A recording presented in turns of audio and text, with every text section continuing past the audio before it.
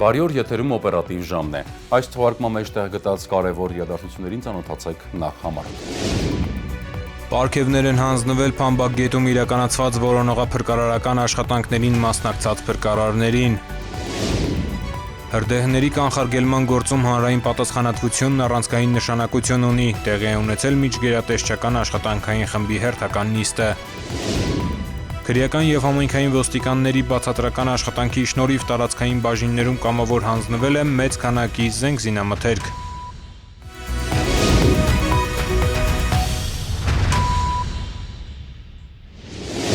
Ներքին գործերի նախարարության փրկարար ծառայությունում պարգևներ են հանձնվել Փամբակ գետում իրականացված որոնողափրկարարական աշխատանքներին մասնակցած փրկարարներին մասնագիտական պատրաստվածության և արագ արձագանքման համար։ Ընդգծվել է, որ փրկարարների համակարգված ու օպերատիվ գործողությունները կարևոր դեր են ունեցել որոնողական աշխատանքների արդյունավետ իրականացման գործում։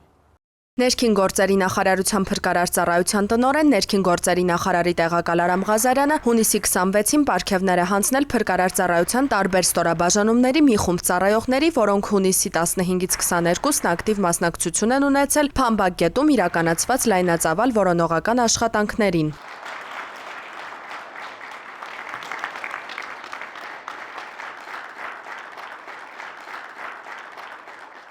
Արամ Ղազարյանը շնորհակալություն է հայտնել որոնողական աշխատանքներում ներգրավված բոլոր ծառայողներին, ընդգծելով, որ փրկարարները բարդ պայմաններում դրսևորել են մասնագիտական բարձր պատրաստվածություն, անձնվիրություն ու մեծ պատասխանատվություն։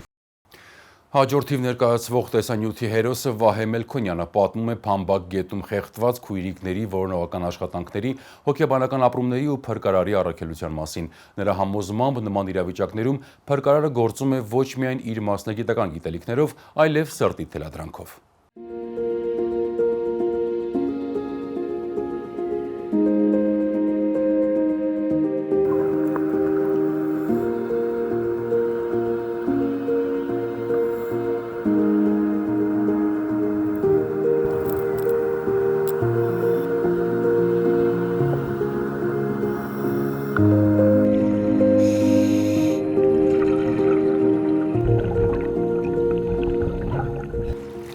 Ցանկացած դեպքին ինչ-որ մի հետք թողում, մանավանդ ինչը վերաբերում է երեխեքին, շատ ցավալի է։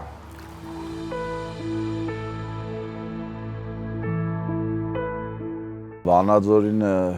ինձ երբ կանչը եղավ, գործիքներս վերցրեցի, իմ գործընկերներիս հետ գնացինք այնտեղ,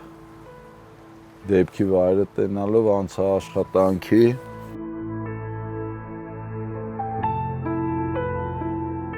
7 տարեկան բալիկին գտա մոտավորապես դեպքի տեղից մի 500 մետր այն կողմից։ Ինքը ափի վրայից ծառը ընկել էր ջրի մեջ, փուճուրը գնացել էր ծառի տակ։ Շոշափելով թաթիկից գտա, հետո դժվարությամբ հանեցի այդ ծառների այդ ճյուղերի մեջից, սկսեցի արդեն հաջորդի որոնումը։ Տևեց մի քանի օր, 10-ին 11-ին հասնում էի տուն, փորձում եմ քնեմ, դե չեմ կարող։ Սաղ գիշերը պարկում մտածում էի, քարտեզով բացում նայում էի, որտեղ կարա երեխուն պահած լինի, որ ես այդ տեղը նայած չլինեմ, որտեղ է թամ նայեմ, որտեղ բաց թողած կա։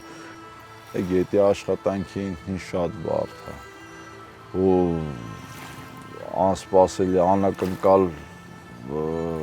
ամեն ինչի հանդիպում ես, ամեն բարդության հանդիպում ես ու շատ վտանգավոր տեղերի աշխատանքները իրականացնում, դժվար հասանելի տեղեր։ Մեծ քույրիկին 13-ամյա աղջնակին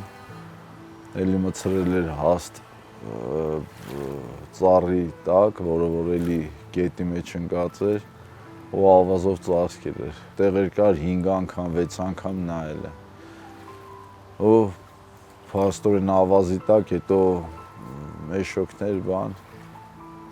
եկել էր ծածկել էր, ավազի տակից կարեցա գտնեմ։ Շունչ սպայելով իջնում փորում էի ավազի տակից։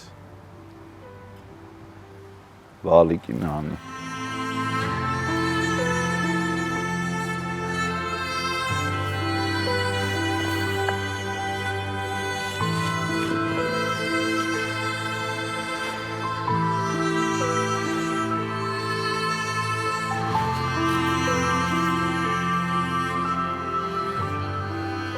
գնացել իմ հաց ուտելու։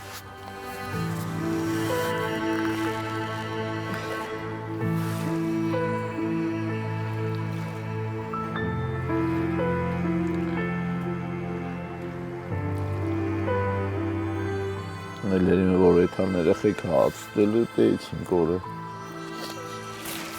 Դրանցավ էր այս մահապում։ Երեխեք շատ եմ անը։ Երեխեք եմ անը, երեխա եմ անը, ասենք իրա տոտիկների կուկուի ոտի չապ հայել է։ Տնիցել են գերա պրոստեսի։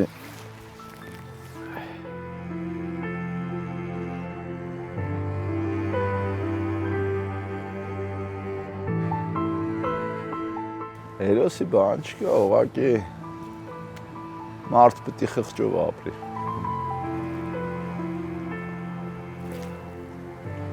Էդի ես չեմ անում, էդի սիրտս անում։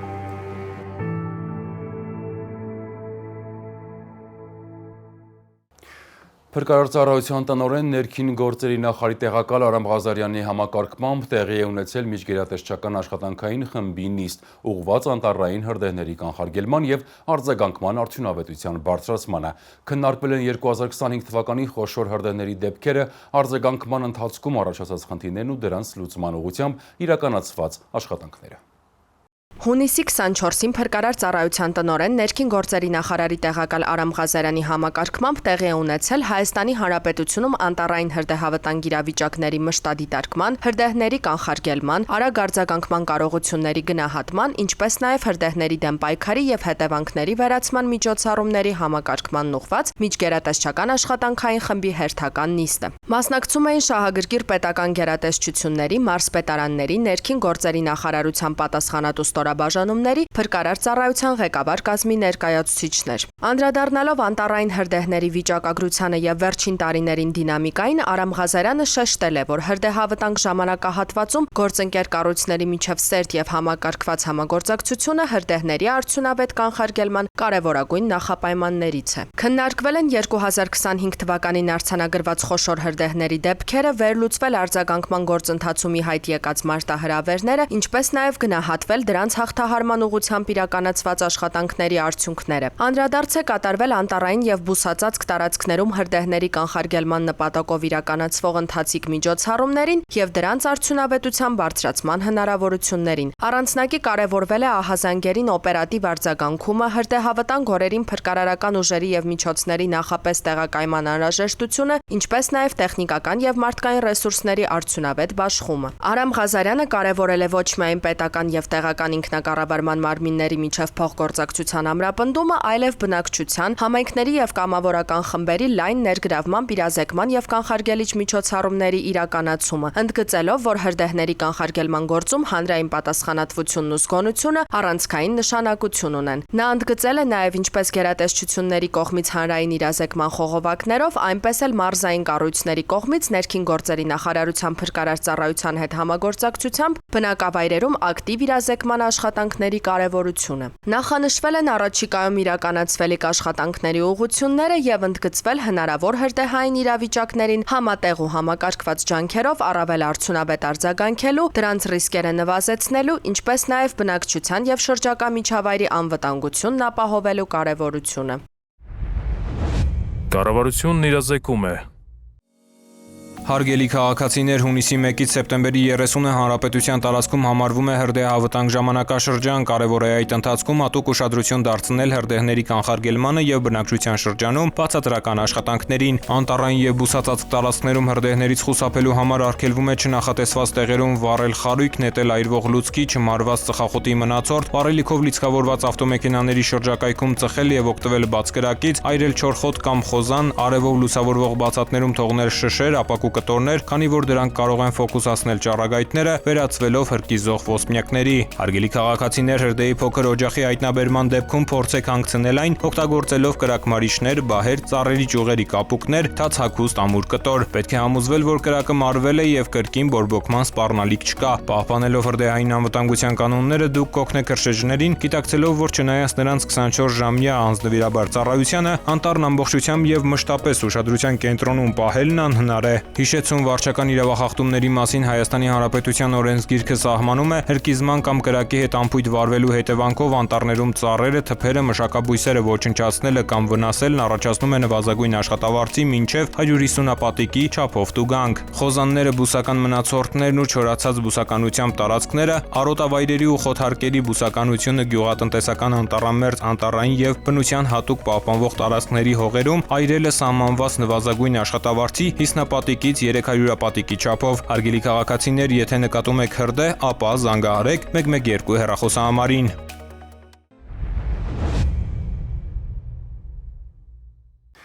Հայաստանի և Ֆրանսիայի ներքին գործերի նախարարությունների սերտ համագործակցությամբ ներքին գործերի նախարարության կրթահամալիրում մեկնարկել է կիբերհանցագործությունների դեմ պայքարի ոլորտում կարողությունների զարգացման դասընթացը, վերապատրաստման կարևոր մաս են կազմել գործնական վարժությունները։ Կիբերտարածությունում մարտահրավերները շարունակաբար փոխվում են եւ դրանց արդյունավետ հակազդելու համար անհրաժեշտ է ոչ միայն ժամանակակից գործիքակազմ, այլև ոլորտային մասնագետների բարձր պատրաստվածություն։ Այդ համատեքստում Հայաստանի եւ Ֆրանսիայի ներքին գործերի նախարարությունների սերտ համագործակցությամբ հունիսի 22-ին ՆԳՆ կրթահամալիրում մեկնարկել է կիբերհանցագործությունների դեմ պայքարի ոլորտում կարողությունների զարգացման դասընթացը։ Այս դասընթացը թույլ կտա ներքին գործերի նախարարության, քրեական ոստիկանության գլխավոր վարչության ծառայողներին շարունակել զարգացնել իրենց գիտելիքները, կարողությունները համակարգչային հանցավորության, կիբերհանցավորության բացահայտման եւ դրա դեմ արդյունավետ պայքարի կազմակերպման ոլորտում։ Հարավային Կովկասում Ֆրանսիայի ոստիկանության ատաշե Օլիվիե Լեֆեբրը ողջունել է վերապատրաստման մասնակիցներին եւ նշել, որ դասընթացը հնարավորություն կտա ծանոթանալ թվային հետաքննությունների, բացաղբյուրների հետախուզության, կրիպտոարժույթների եւ դարքնետ միջավայրում տեղեկատվության հավաքագրման ու վերլուծության մեթոդներին։ ՆԳՆ կրթահամալիրի պրոռեկտոր Միսակ Մարկոսյանը մասնագիտական աջակցության համար շնորհակալություն է հայտնել ֆրանսիացի գործընկերներին, ընդգծելով, որ միջազգային առաջավոր փորձի փոխանակումը կնպաստի թե ծառայողների հմտությունների կատարելագործմանը, թե ՆԳՆ համակարգում արդի մոտեցումների ներդրմանը։ Վերապատրաստման կարևոր մասն են կազմում գործնական վարժությունները, որոնք մասնակիցներին հնարավորություն կտան ամրապնդել ձեռք բերած գիտելիքներն ու տարբեր սցենարային իրավիճակներում կիրառել դրանք։ Դասընթացը հերթական կարևոր քայլն է Հայաստանի եւ Ֆրանսիայի ներքին գործերի նախարարությունների միջև գործընկերային կապի ամրապնդման եւ կիբերհանցագործությունների դեմ պայքարի ոլորտում կարողությունների շարունակական զարգացման հանձնառության ուղղությամբ։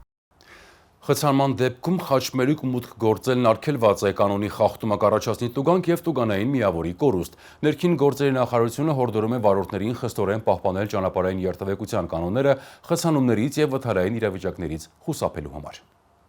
Ըստ ճանապարհային երթևեկության կանոնների 88-րդ կետի վարորդներին արգելվում է մուտք գործել խաչմերուկ, եթե առջևում երթևեկության ուղղությամբ առաջացել է խցանում, որը կհարկադրի կանգ առնել եւ կստեղծի խոչընդոտ հատող ճանապարհով տրանսպորտային միջոցների երթևեկության համար։ Այս կանոնի խախտումը վարչական իրավախախտումների վերաբերյալ օրենսգրքի 124-րդ հոդվածի 5-րդ կետի համաձայն առաջացնում է տուգանքի նշանակում սահմանված նվազագույն աշխատավարձի հնգապատիկի 5000 դրամի չափով եւ տուգանային 1 միավորի կիրառում։ Ներքին գործերի նախարարությունը հորդորում է խստագույնս պահպանել ճանապարհային երթևեկության կանոնները։ Իսկ այժմ կարճատև դադարը, որից հետո կվերադառնանք եւ կշարունակենք թողարկումը։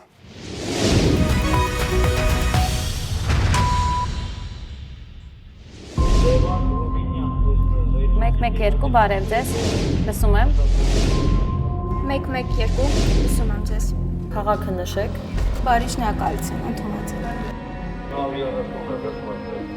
Ազանգ ունենք քաղաքացուն օգնություն անհրաժեշտ Մաշտոցի փողոցներում։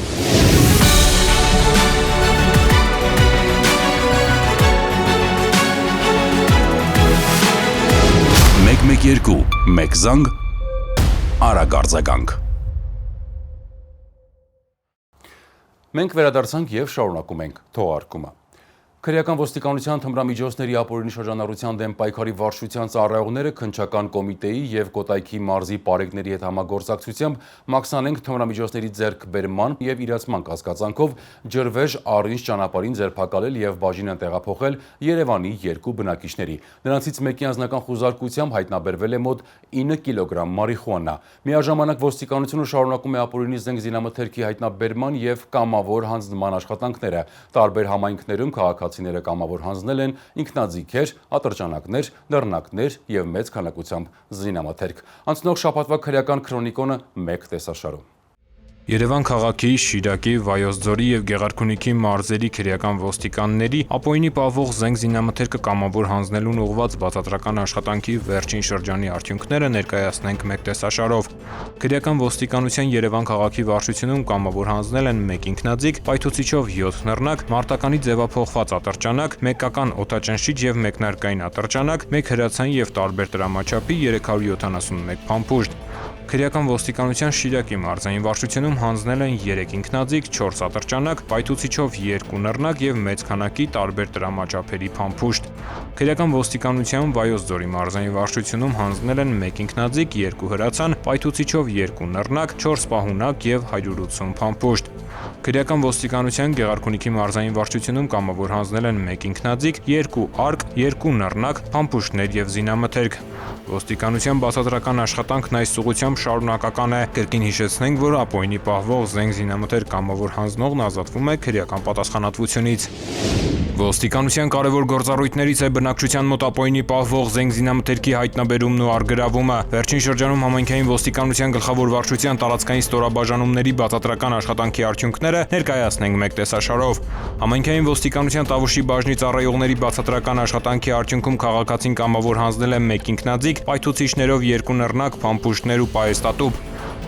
Կումայրի համայնքային ոստիկանների բացատրական աշխատանքի արդյունքում մի քաղաքացի հանձնել է ինքնաձիգ, կարաբին ու գազային ատրճանակ, նաև հակատանկայինական, նռնակ ու զինամթերք։ Նույն բաժնում մեկ այլ քաղաքացի կամավոր հանձնել է հրացան, նռնակ, նռնակի 2 պայթուցիչ, հակատանկայինական, փամփուշտներ ու զինամթերք։ Մաշտոցի համայնքային բաժնում կամավոր հանձնել են ինքնաձիգ, մարտական ատրճանակ, հրացան, պայթուցիչներով 2 նռնակ ու փամփուշտներ։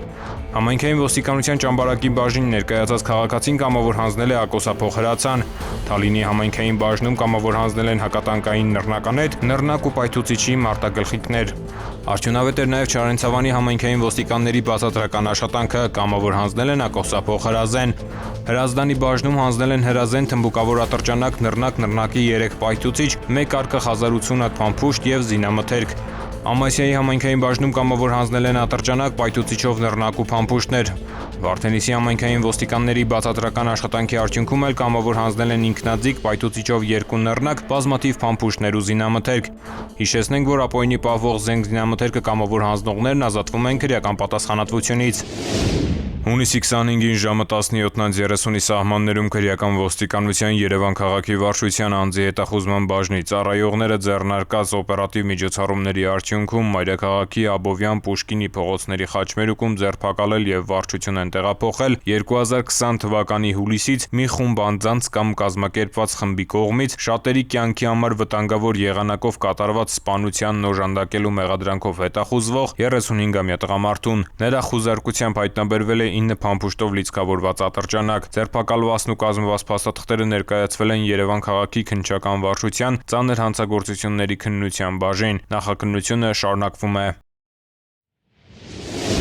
Քրեական ոստիկանության Երևան քաղաքի վարչության անձի հետախուզման բաժնի ծառայողները ստացած օպերատիվ տեղեկությունն իրացրին հունիսի 19-ին ժամը 16:20-ին մայրաքաղաքի Սարյան եւ Թումանյան փողոցների խաչմերուկում քրեական ոստիկանները ձերբակալեցին եւ վարչություն տեղափոխեցին այս տարվա ապրիլի 29-ից առողջությանը ծանր վնաս պատճառելու մեղադրանքով հետախուզվող 28-ամյա երիտասարդին։ Նրա խուզարկությամբ հայտնաբերվեցին լիցքավորված մարտական ատրճանակ եւ գաղտնի փականով դանակ։ Ձերբակալվածն ու կազմված փաստաթղթերը ներկայացվել են Կենտրոն եւ Նոր Մարաշ վարչական շրջանների քննչական բաժին։ Նախաքննությունը շարունակվում է։ Քրեական ոստիկանության թմրամիջոցների ապօրինի շրջանառության դեմ պայքարի վարչության ծառայողները ստացված օպերատիվ տեղեկությունն իրացրին քննչական կոմիտեի տնտեսական հանցագործությունների եւ մաքսանենգությունների քննության գլխավոր վարչության գործընկերների եւ Կոտայքի մարզի պարեկների հետ։ Մաքսանենգ ճանապարհով ներկրված թմրամիջոց ձեռք բերելու, պահելու եւ իրացնելու հիմնավոր կասկածանքով հունիսի 23-ին Ջրվեժ առինչ ճանապարհին ձերբակալվեցին եւ նրանցից մեկի կողմից շահագործվող Հոնդա Մակնիշի ավտոմեքենայով հանդերձ համայնքային ոստիկանության Նոր-Նորքի բաժին տեղափոխվեցին Երևանի բնակիչներ 33 եւ 34-ամյա տղամարդիկ։ 34-ամյա տղամարդու անձնական խուզարկությամբ հայտնաբերվեց մոտ 9 կիլոգրամ մարիխուանա, որը ըստ նախնական տեղեկությունների պետք է իրացներ։ Տղամարդիկ ներկայացվել են նախաքննական մարմին, նախաքննությունը շարունակվում է։ Ամռան ամիսներին ավտոմեքենայի սրահում ջերմաստիճանը կարող է հասնել 60 աստիճան եւ ավելի։ Այդպիսի պայմաններում որոշ իրեր տաքանալով կարող են պայթել կամ դառնալ հրդեհի պատճառ։ Հիշեք, ավտոմեքենայի տաքացած սրահում չի կարելի թողնել էլեկտրոնային սարքեր, հեռախոս, համակարգիչ, power bank, պլանշետ։ Շոկը վնասում է մարդկոցը, ինչը կարող է դառնալ պայթունի կամ հրդեհի պատճառ։ Կրակայրիչ, բարձր ջերմաստիճանից այն կարող է պայթել։ Ավտոխնամքի միջոցներ, յուղեր, քիմիական նյութեր, դրանք շոկից կարող են այրվող գոլորշիներ արձակել։ Օծանելիք, սփրեյ, դեզոդորանտ, բարձր ջերմաստիճանից դրանք կարող են պայթել։ Պլաստիկ շշեր, արևի ուղիղ ճառագայթների տակ դրանք կարող են առաջացնել խոշորացույցի էֆեկտ եւ դառնալ հրդեհի բռնկման պատճառ։ Ապակյա շշերով ալկոհոլային եւ գազավորված ըմպելիքներ, դրանք շոկից ու պարունակության ճնշումից կարող են պայթել։ Ջերմության նկատմամբ զգայուն իրերը չպետք է թողնել մեքենայում, նույնիսկ մի քանի րոպե։ Կարևոր է իմանալ նաև, որ արևի տակ մեքենայի սրահի ջերմաստիճանը փակ ապակիների պայմաններում ընդամենը 20-30 րոպեում կարող է բարձրանալ մինչև 50-ից 70 աստիճան։